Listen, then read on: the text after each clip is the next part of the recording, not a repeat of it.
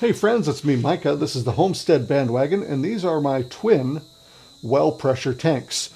What happens if the pressure in these tanks is too high? What happens if the pressure in these tanks is too low? Why does it cause problems? That's what I'm going to talk about today.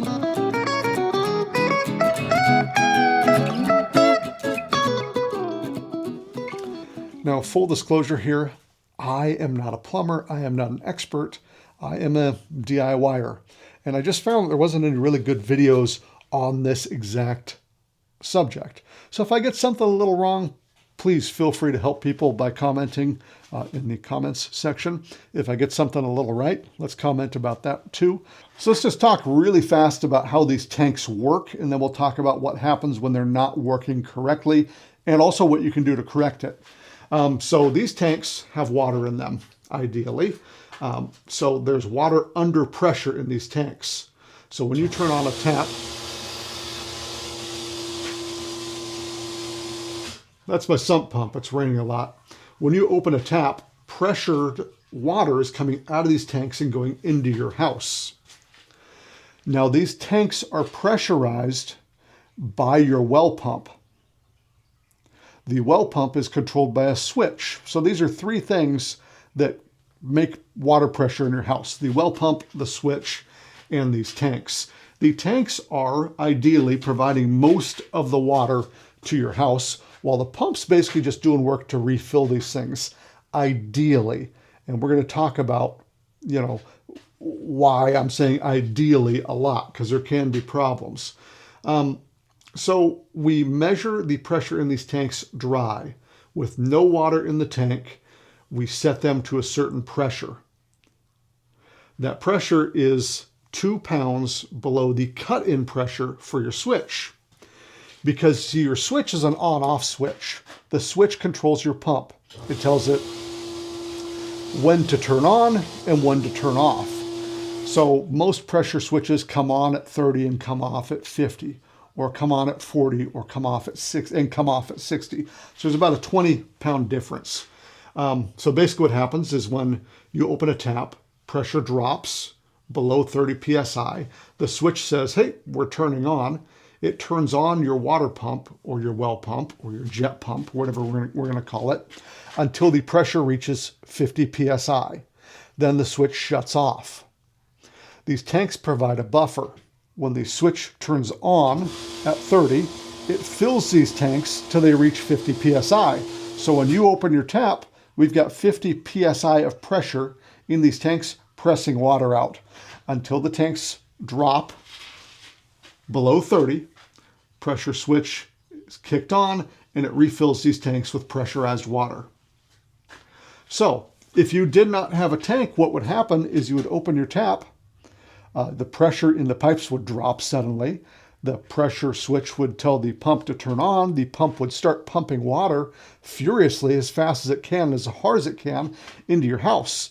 So we would go from having zero pressure to as much pressure as the pump could make instantly, right?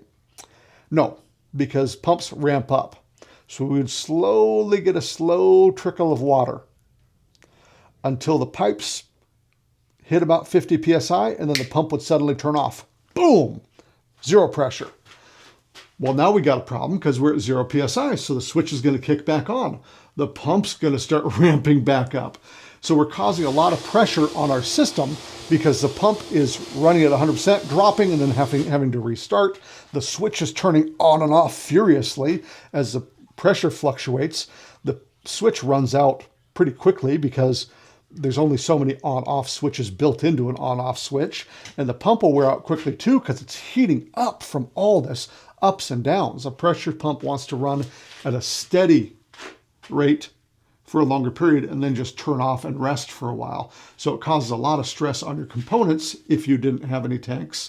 It would also cause a lot of stress on your pipes because your pipes would go from having zero pressure to 50 PSI, to 0 to 50 PSI. It would really stretch all the joints and it would really wear out your faucets. All sorts of havoc would happen.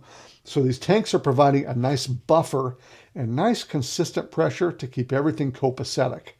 But let's talk about what happens if there is too much pressure in one of these tanks and not enough. and then we'll talk about what you can do to solve that problem. Also, what we're talking about today is well pressure systems with a pressure switch. There are some systems that don't use that. You would probably know if you had that because they're egregiously expensive. That's what we have right here is the other system called a variable speed control system or a constant pressure system. So that's my sump pump again. So the pressure switch on a normal system is on or off, which means your pump is on or off. 100% or 0, nothing in between. This system, which you might be able to hear working right now, works a little different. It'll turn up or down how much your pump is working based on need. So it makes it so you can use smaller tanks. You might notice that we're using bigger tanks here. There's a reason for that. I'll talk about that at the end of this video. But let's get back to where we were, talking about what happens if your pressure is too low or too high in your well pressure tanks. Okay, friends, to explain what happens if your pressure in your tank is too high or too low, we're going to the diagrams. You know, after you pass this course, feel free to go to the Homestead Bandwagon store and grab yourself one of these certification stickers to let the world know that you're a student of YouTube Community College. All right, so let's just talk about a perfect scenario first of all. Our tank has water in it. Its dry pressure is set at 28 PSI. Your switch is turning on at 30, turning off at 50, and your pump is doing whatever the switch tells it to do. So we're in perfect equilibrium here. When the tank draws down water to go into the house because somebody turned on the tap, the pressure in the tank will go from 50 PSI because this switch is telling the pump to pump until we've reached 50 PSI. So the tank will go from having 50 PSI, the water will all come out, and you'll now have 28 PSI in this tank instead of 50 because the air pressure has pushed all the water out. Once the tank hits 28, 29 PSI, the switch kicks on, tells the pump to pump more water, and so this thing will fill back up with water until we hit 50 PSI. Great situation. Now sometimes the pump will be pumping water into the tank while pumping water into the house as well. That's great. We're having just some good equilibrium here between all of our little pressure parts in our system. So this thing's spilling all of its water out into the house. When it's empty, the pump is pumping it back full of water. You see how it works. Let's talk about what happens when you have too much pressure. So let's say worst case scenario. Switch kicks the pump on at 30, kicks the pump off at 50, and you have 51 PSI in this tank. Well, in that case, the tank always has more pressure than the pump will ever provide, so it'll never have any water in it. Well, let's say you only have 40 PSI in the tank. Dry, right? So the tank empty has 40 PSI in it. So we would think more pressure would be better. We want good water pressure in the house, but we would only get a little bit of water in this tank, in theory. So we have 40 PSI air in this tank. It only takes a little bit of water coming into the tank to compress the air and get it to 50 PSI. You turn on the tap in the house, this little bit of water goes into the house, but then the pump has to kick on, right? Yes, it would, but the pump would really never kick on when this tank is empty, because there is 40 PSI in this tank dry when there's no water in it. The switch only kicks on when the pressure's at 30 or below. So the tank is always above 30 PSI. It never asks for any water. So you would have an empty tank if your pressure is above your kick-in pressure for your switch. So your switch only kicks in at 30. You've got 40 PSI in here. The tank doesn't need any pressure. According to the switch never turns on. Now there may be a case where somehow you get this water to come out and go into the house and then the switch kicks on, but again, the tank would never tell the switch to turn on because the tank doesn't have low enough pressure for the switch to turn on. So that's a problem. This would be an empty tank. So third scenario, is where your tank, the pressure's a little too low.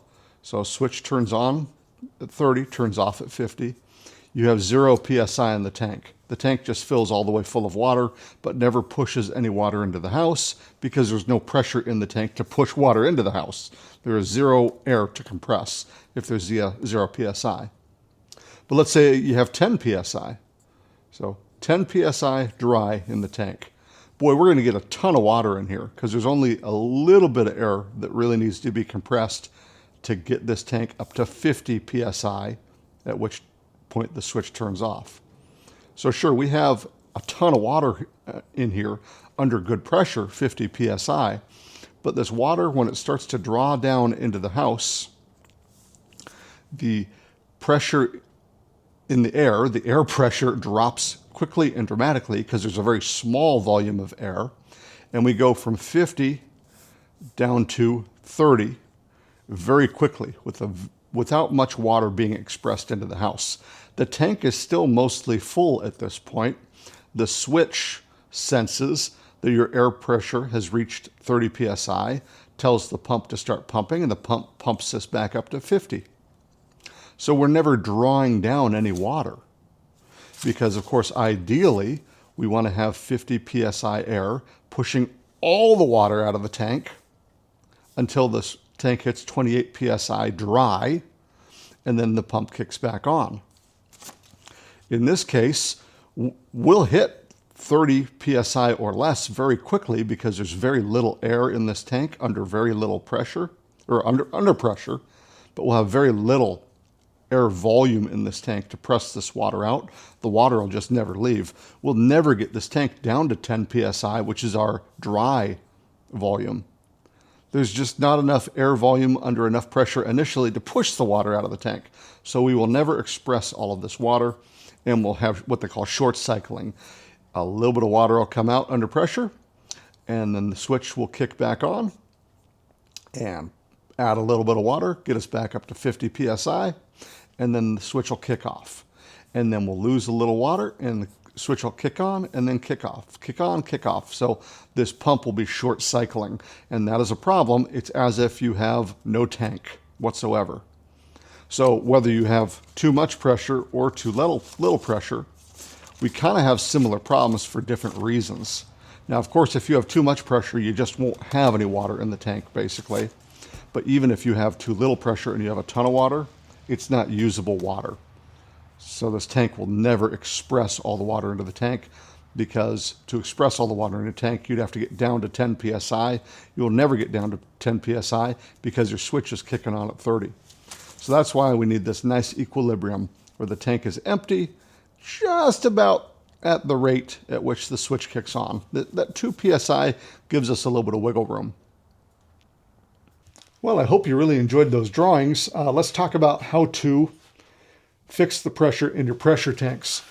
First thing you're going to do is you're going to go find your panel or whatever your pump is hooked to, and we want to turn off our pump. Clip it off, because we don't want our pump running while we're messing with these tanks, because it'll squirt water at you everywhere. Also, you're going to want to find wherever your thingamadoo is to shut off the water to your house, shut it off. We want to make sure water doesn't come out of these tanks and go into the house, and we also want to make sure water doesn't come out of the house and go into the tanks once these tanks are emptied of water. After we do that, we've cut off the power, we've cut off the water supply going to and from the tanks. Down on the bottom here, we're going to take this guy, we're going to open it up. I'm not going to do that right now because these are under pressure, but you're going to open this up and all the water that's in this tank is going to come out.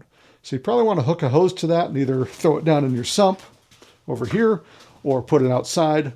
Ideally, you want it going down into your sump, but you know, beggars can't be choosers sometimes. But you gotta crack these and get all the water out of these tanks.